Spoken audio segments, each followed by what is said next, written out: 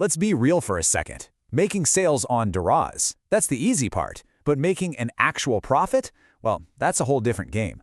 In the next few minutes, we're going to crack the code for not just surviving, but actually thriving in Pakistan's massive e-commerce market, looking ahead to 2026.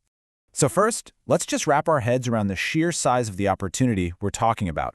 By 2026, Pakistan's e-commerce market is set to blow past 500 billion rupees. I mean, this isn't just a little bit of growth. It's a huge shift in how the country does business. The big question is, how do you get your piece of that pie? Now, this explosion isn't just happening by chance.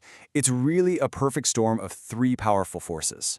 You've got 5G rolling out, which makes mobile shopping super fast. You have the rise of fintech wallets like JazzCash and SaudaPay that make paying for things a breeze. And you have a massive young population that grew up with this stuff. These three things together, they're the rocket fuel for this incredible growth.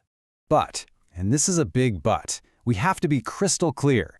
Getting a sale on Daraz is one thing. Actually making money from that sale is a completely different challenge. So many sellers see revenue coming in, but when they look at their bank account, there's nothing left. That's the core problem we're here to solve today. This slide just lays it all out, plain and simple. You've got two paths you can take. Over on the left, you have the amateur approach, right? Just throwing random products up, guessing at prices, and kind of hoping for the best. But on the right, that's the pro strategy. We're talking data-driven decisions, finding specific niches, calculating every single cost, and optimizing everything for growth. Our goal here is to get you firmly planted on the right side of this screen.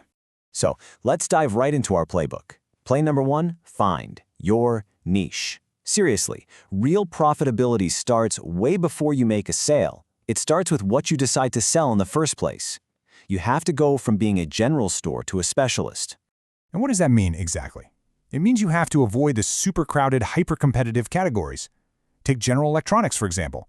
That is a red ocean. It's a bloodbath where sellers are just killing each other on price, and that absolutely crushes your profit margins. To win in 2026, you've got to be smarter than that. So where should you be looking? Well, the data points to three huge growth areas. Home and living is absolutely booming because people want unique local decor. Beauty and skincare is fantastic for high margins and building a loyal customer base. And fashion, well, demand is always there, but you need a good plan for handling returns. These are the areas where you can actually build a brand and charge what you're worth. Okay, now for play number 2, and honestly, this might be the most critical piece of the puzzle. You have to master the math. This is the #1 reason most sellers on Daraz fail. They get obsessed with the selling price, but they're totally blind to all the hidden costs that are eating away at their money. And that brings us to the only number that really matters, net profit. It's not your revenue, it's not your sales, it's the cash that's actually left in your pocket after every single expense is paid. That's it. That's the real measure of your business's health. And here they are, the profit killers. To figure out your net profit, you have to subtract all of these things from your selling price.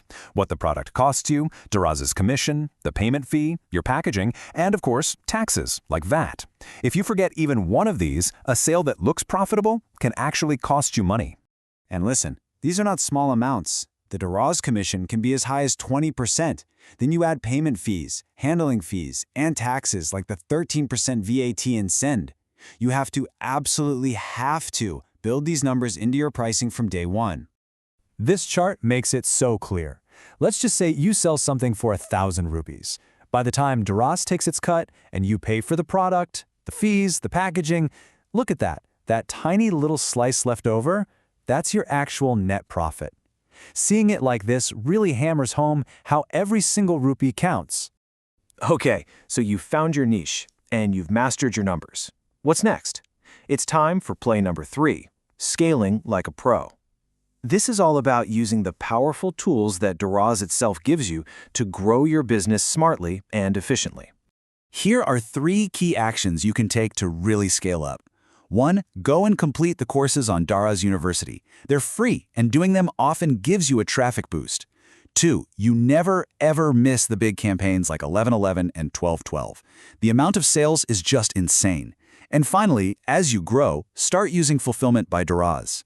It's faster, and customers see that little FBD badge and trust you more, which means more sales. Of course you can't scale if nobody can find you. And this quote right here says it all. You have to use keywords in your product titles that people are actually typing into the search bar. You have to think like your customer. What words would they use? For example, this is what not to do. A title that just says bag. I mean, come on, it's so vague, it's so unhelpful, it is guaranteed to get lost on page 50 of the search results. No serious buyer will ever find this. Now, compare that to this. Waterproof laptop bag for 15-inch MacBook. See? It's descriptive, it's specific, and it is packed with the exact words a real person looking for this product would search for. This, right here, is how you win the search game on Daraz. So we've walked through the playbook. Find your niche, master the math, and scale like a pro. But you know, all of these tactics and strategies are powered by one single thing, having the right mindset. That is your ultimate winning move. Here's really the big takeaway. To succeed on Daraz, you can't just be a seller. You have to be three things at once. You have to be a marketer who understands niches and keywords. You have to be an accountant who tracks every single rupee to guarantee a profit. And you have to be a logistics expert who makes sure the customer has an amazing experience. At the end of the day, e-commerce in Pakistan is like a high-speed train, and it's just getting faster and faster. By using this playbook, you can stop watching from the platform and actually get on board. So the only question left is, are you ready to get on track?